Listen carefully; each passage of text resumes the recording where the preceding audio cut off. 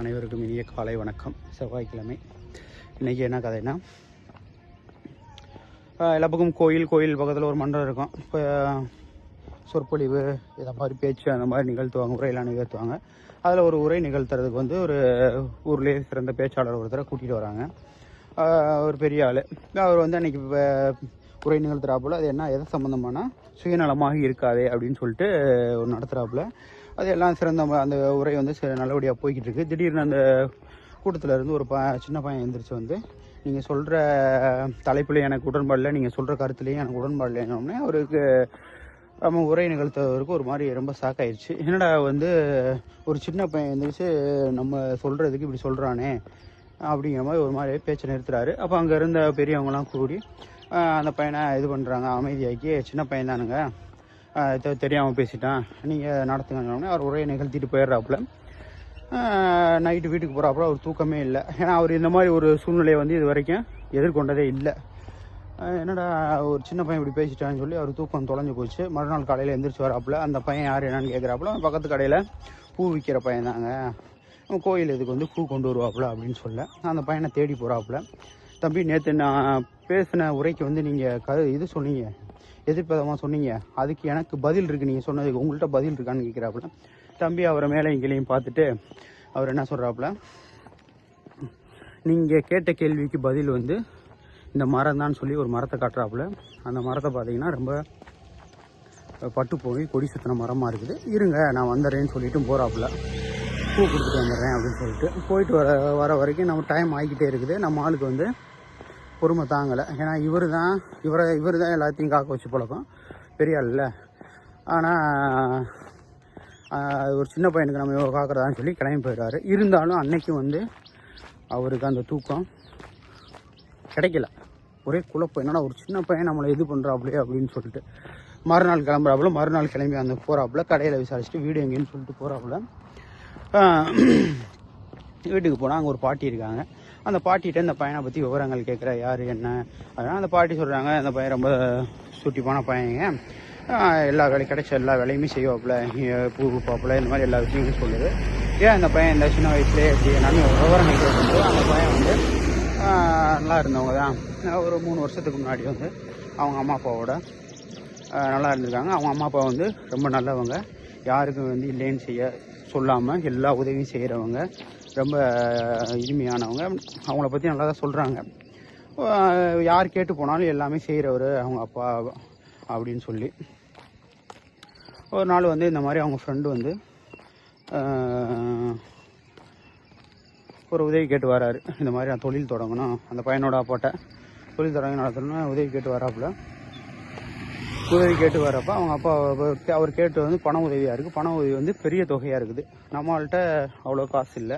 அவர் நம்ம சரி நம்ம நம்பி கேட்டு வந்துட்டு அப்படின்னு சொல்லிட்டு அவர் என்ன இருக்காரு, அவரும் ஒருத்தவர்கிட்ட வட்டிக்கு பணம் வாங்கி கொடுக்குறாரு. வாங்கி கொடுத்த போது நாட்கள் ஓடுது, ரொம்ப நாள் ஆயிடுச்சு. அவர் வட்டியும் வந்து சேரல, அவரோட பதிலும் இல்லை. என்னன்னு போய் பார்க்குறப்ப அவர் வந்து தொழில் நஷ்டம் அடைஞ்சு ஊரை விட்டு போயிடாப்புல. மொத்த கடன் தொகையும் வந்து இவர் மேலே விழுந்துருது, அந்த சின்ன பையனோட அப்பா மேலே. அவரால் என்ன செய்யறதுன்னு எப்படி பண்ணுறதுன்னு தெரியல. அந்த பண பிரச்சனை மட்டும் இல்லாமல் தேவையில்லாமல் விமர்சனங்கள், பேச்சுக்கள், தகாத வார்த்தைகள் எல்லாமே கேட்கணும். அவர் ரொம்ப பாதிச்சிட்டாப்புல. சரி, நம்ம உறவினர்களெல்லாம் இதுக்கு முன்னாடி செஞ்சுருக்கோம், அவங்கள்ட்ட ஏதாவது ஒரு உதவியாக கேட்போம் அப்படின்னு சொல்லிட்டு அவங்கள நோக்கி போகிறாங்க. இவங்களால பயன்படுற அவங்க என்ன பண்ணுறாங்க, அவங்க எல்லாமே கையை விரிக்கிறது மட்டும் இல்லாமல், நீ வந்து இந்த மாதிரி புத்தி இல்லாமல் இருந்ததுக்கு நாங்கள் என்ன பண்ண முடியும் அப்படிங்கிற மாதிரி தவறு பூரா உன்னோடன்னு சொல்லி அவரை வார்த்தைகளாலும் இதாகவும் தாக்கும்போது அவரால் எதுவும் பண்ண முடியல. ஒரு ஸ்டேஜில் வந்து என்னன்னா அவரும் அவரோட மனைவியும் சேர்ந்து அவங்க வாழ்க்கையை முடிச்சுக்கிறாங்க.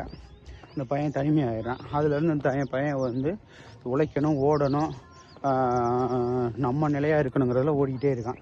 இதுதான் நடக்குது. அந்த சமயத்தில் அந்த பையனை வந்துடுறாப்புல. நாங்கள் என்னை பற்றி எல்லா விஷயமும் கேட்டு தெரிஞ்சிருக்கீங்க. இப்போ நான் சொன்னது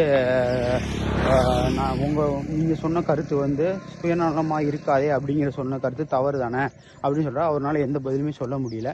சரி அதை விடுங்க, நான் நேற்று ஒரு மரத்தை காமிச்சு சொன்னேன் பார்த்தீங்களா, அந்த உங்களுக்கு அதோட அர்த்தம் புரிஞ்சானாரு, இல்லை புரியலைங்கிறாரு. அதாவது ஒரு மரங்கிறது வந்து தான் நல்ல வேர் ஊண்டி நின்றுக்கிட்டு இருந்தால் தான் தன்னை நம்பி வர கொடிகளை வந்து அதையும் நிலைநிறுத்த முடியும். தான் வேறு ஊண்டாமையே தான் கொடியில் சேர்ந்துருச்சுன்னா, கொடிகளையும் வந்து இது பண்ணிடுச்சுன்னா, அந்த கொடிகளால் தானும் வாழாமல் அந்த கொடிகளும் வாழாமல் இது மாதிரி பட்டு போயிடும். அதுக்காக தான் அந்த மரத்தை காமிச்சேன், நான் அந்த அனுபவத்திலேருந்து வந்தவன் தான் அப்படின்னு சொல்லி முடிக்கிறாப்புல. அவருக்கு ஒரே பிரமிப்பாக போச்சு, ஒரு சின்ன பையன்கிட்ட இருந்து இவ்வளோ அனுபவமானு சொல்லிட்டு. இதில் வேற ஒன்றும் கிடையாது. அதாவது யாருக்கும் உதவி செய்யாதீங்க, உதவி செய்யக்கூடாதுலாம் இல்லை, எல்லாத்துக்கும் உதவி செய்யலாம். ஏன்னா ஒரே சூழ்நிலையில் நம்ம வந்து இதெல்லாம் எதிர்கொண்டிருப்போம். அதாவது ஒரு சுயநலவாதி, நீ ஒரு சுயநலவாதின்னு சொல்லி நம்ம ஒருத்தனை சொல்லியிருப்போம், இன்னொருத்தன் வந்து நம்மளை சுயநலவாதி அப்படின்னு சொல்லியிருந்திருப்பான். அதெல்லாம்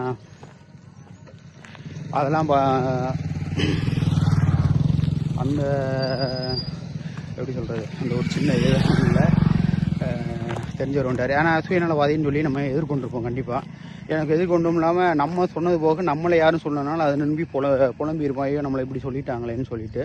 அதெல்லாம் சுயநலமாக இருக்காது, அதாவது சுயநலமாக மட்டும் இருக்கணும், யாருக்கு எதுவும் செய்யக்கூடாதுங்கிறதுக்காக இந்த விதம் சொல்ல வரல. நம்ம ஒரு இது செய்யணும்னா முதல் நம்ம நிலைநிறுத்திக்கணும். நம்ம நிலைநிறுத்திக்கிட்டு நம்ம வந்து நம்ம ஸ்டாண்டர்டாக இருக்கோம், நம்மளுக்கு பிரச்சனை இல்லை அப்படிங்கிற மாதிரி உதவி செஞ்சோம்னா அந்த உதவிக்கு வந்து ஒரு பயனாகவும் இருக்கும். இல்லை நான் உதவி செய்கிறேங்கிற பேரில் வந்து நம்ம ஏதாவது நம்மளோட சூழ்நிலைகளை தாண்டியோ நம்மளோட முடியாதோ செய்கிறேங்கிற பேரில் செஞ்சு விட்டோம்னா சிரமங்களை அனுபவிக்க நேரிடும். அதுதான் இது சொல்லுது. அதனால் தன்னை நிலைநிறுத்திக்கிட்டு நம்ம செய்கிற எந்த உதவியுமே வந்து அது எல்லாத்துக்கும் பயனுள்ளதாக இருக்கும், நம்மளுக்கும் பயனுள்ளதாக இருக்கும் அப்படிங்கிற மாதிரி தான் இந்த இது கதை சொல்லுது. அதனால் தனக்கு மிஞ்சினது தான் தானம் தர்மம் சொல்லுவாங்களே, அந்த மாதிரி தான். அதனால் தர்மம் செய்யலாம், தர்மம் செய்யக்கூடாதுன்னு இல்லை. அந்த தர்மம் தன்னை அறிஞ்சும் அளவறிஞ்சும் செஞ்சோம்னா அது வந்து இன்னும் சிறப்பானதாக இருக்கும். Have a nice day.